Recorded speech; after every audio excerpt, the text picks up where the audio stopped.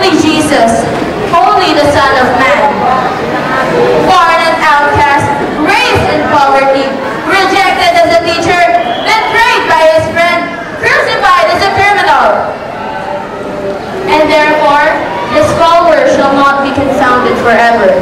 They are certain of ultimate victory.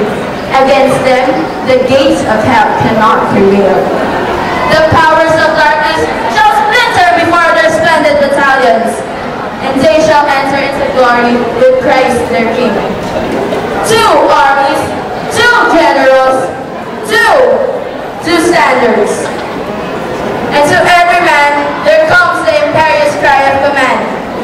Choose! Christ or Satan! Choose! Sanctity or sin! Choose! Heaven or hell!